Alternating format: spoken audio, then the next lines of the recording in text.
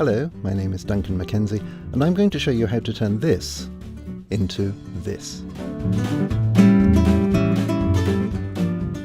This image shows a woman pilot in a Martin B-26 Marauder bomber.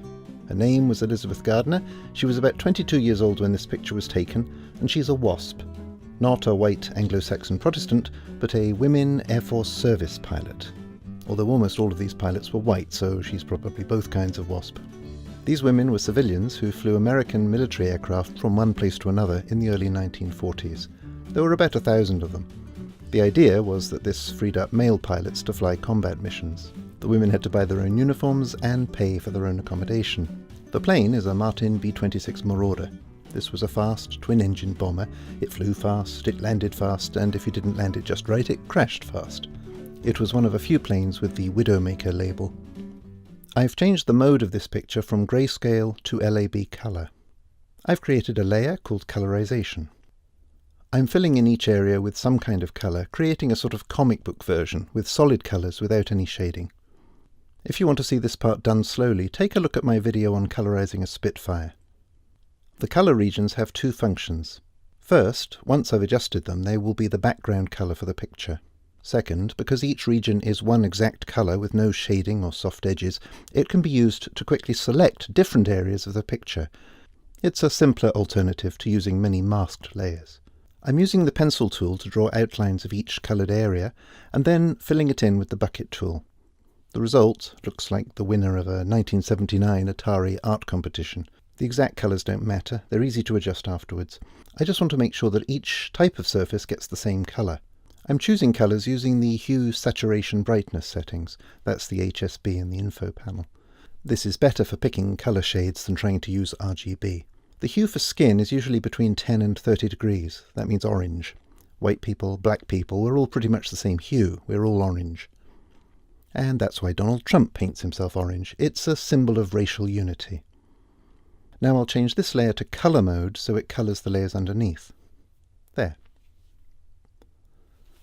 Now I'm selecting each section of colour with the Magic Wand tool and adjusting them with Hue Saturation. The lightness is set by the black and white photo, so that slider has no effect.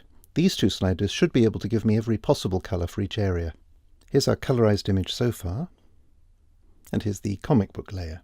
I need to work on the hairline and eyebrows because their digital roots are showing, but I'd like to maintain the hard boundaries, so I'll add a new layer to get a soft transition from skin to hair. First, I'll expand the skin areas so I can get some scalp colour. And now I'll add a new layer.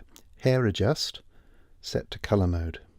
I'll paint back the hair using a soft brush. And now nobody will know she colours her hair. Next, I'll add a layer for the clouds.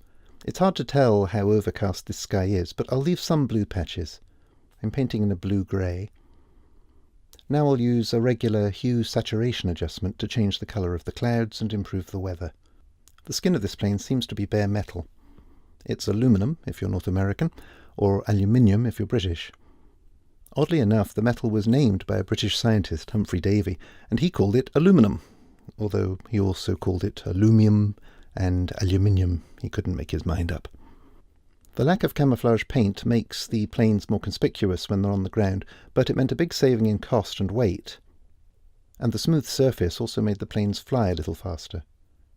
You need to add unexpected colours to metal or it looks like a slab of cement. I'll add some blue for sky reflections and some skin tone near her arm. It'd be nice to add some more colours. I don't know what's reflected here, but maybe it's red brick buildings. I will make it so. You can get creative with the colour of an object and it often looks just fine, but we're much more sensitive to shades of skin. Colorized skin usually looks dead and flat. It doesn't matter what colour you pick. As you start to colour it looks okay, and as you continue to colour it looks worse and worse until the person is covered in dead chicken skin. The most obvious improvement is to add some blush. We have more capillaries close to the surface of the skin which allow us to blush. I'm putting the red on a new layer, blush. It's set to colour mode. Mark Twain said, "Man is the only animal that blushes, or needs to." Our closest relatives, the chimpanzees, can't blush. It seems to be something humans evolved to send social signals. Unlike most mammals, we're good at seeing shades of red, so it's a strong signal. However, that means when you're adding red to skin, it's very easy to add too much, so you want to be able to adjust it afterwards. The most prominent location for red is in a band under the eyes. There's also red on the nose, the ears, which we can't see here, and the chin. The chest also flushes red. After that I just look for areas of skin that have that dead chicken skin look and add red. A bit of red looks good in the creases around the wrists and along the arms. Now that's often where skin tinting ends, but we'll make more improvements in a minute. Hair is another tricky area to colour, and it's easy to overdo it and get crazy yellow hair. Actually, most hair is pretty drab. That's why I've picked a drab colour for our wasp woman. It's the highlights that have the colour. I've created a layer called Hair Highlights. I'll pick up the current hair colour with the eyedropper, then choose a fully saturated version of it by moving the colour picker to the top right. If your colour picker doesn't look like this, select the H radio button so you're looking at hues. I'll use the paintbrush here, but set to 10% opacity so I can add this strong colour gradually. Now lowering the opacity to 5%, and I'll add some colour to areas that look unnaturally grey. I realised I didn't add reflection to those windows. I'll go back to my reflections layer. I'll use Magic Wand to select the regions inside the windows. For this I'll turn contiguous on so only joined areas are selected, and I'll shift-click to add each region. Now I'll paint over it using a blue brush. We're getting close, and this could be a perfectly acceptable colorized image, but if you look at the skin you can see the colours aren't natural. For one thing, the shadows are an odd red colour, and the skin has a flat painted look. In real life, shadowed areas have less colour, and surprisingly so do very bright areas. Also, skin reflects like a really bad mirror, so you'll get some sky reflection. If you add blue to both highlights and shadows, you get more realistic skin. The simplest and most artistic way to add the blue is to add a new layer and paint it on with the paintbrush tool. But I'm going to use the nerd approach to get the same effect automatically. I'll select the skin with the magic wand, and then I'll add a blue fill layer and call it Skin Shadows. Because I had the skin selected, it automatically has a mask attached. I'll move it to the top. I can adjust this to neutralize the skin color, but right now it's affecting the whole skin. I want it to affect only the dark areas. I can do that by using the original image as a mask.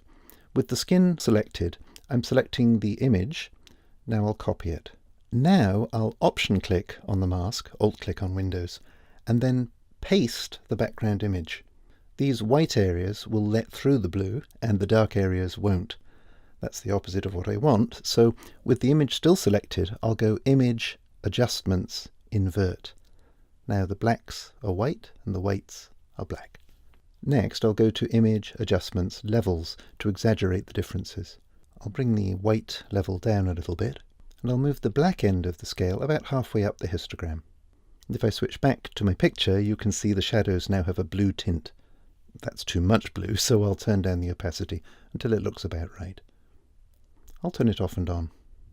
In some images this makes a big difference. Here it's a subtle effect. But watch what happens when I repeat the process for skin highlights. I'm making a new fill layer called Skin Highlights. The mode is Color. I'll pick a lighter blue. And again I'll move it to the top. And again I select the skin, go to the background layer and copy. Now I go to the mask for Skin Highlights and Alt or Option click on it. And paste the image in place. The light areas will let the blue through and the dark areas will block it. Well, these light areas are light, so I don't need to invert this image. But I do need to increase the contrast, so only the lightest areas have that blue tone. So again, I'll go Image, Adjustments, Levels, and move the white end to the right side of the graph, so my brightest areas are white. Now I'll move the black wedge up, so only the lightest parts are lit. The problem here is that the skin on her arm is darker than the skin on her face, so if I adjust it so that there are nice highlights on the face, I'll lose the highlights on the arm. I need to treat the arm and face separately. I'll cancel out. I'll go back to my colorization layer and use the Magic Wand tool to select the face, which is really blue right now. If I turn contiguous on, the Magic Wand will select only the joined areas. I'll Alt-Option click again on my mask and choose Levels again. That's a good highlight for the face. Now I'll do the same thing for the arm. Select it in my colorization layer and adjust it in the mask using Levels. Move the white down and move the black up just enough to get a glow. Obviously this is too strong of an effect right now, but if I reduce the opacity of this fill layer, I can dial down the effect. Isn't that amazing? By adding blue, we're removing the orange colour, but the face lights up. Yes, you may gasp. Before and after. With the same adjustments I can put a shine on the lips, because every bomber pilot should have kissable lips. Until now I've been working with the original black and white image. As you can see, the blacks and whites don't go all the way to the ends of the scale. I'll duplicate the layer and rename it Adjusted Contrast. I can fix it in one step with Image, Auto Contrast. Here's the original, and here it is with the adjusted black and white image behind. I think I like that better. So let's recap. Here's our original image. I added this comic book layer, changed the mode to colour, coloured the sky and clouds, put reflections on the aircraft, now blush for the skin, add some blue to the shadowed areas of skin, and more blue to the highlights, and adjust the contrast of the underlying image. And that's it. I hope you enjoyed it. Thanks for watching.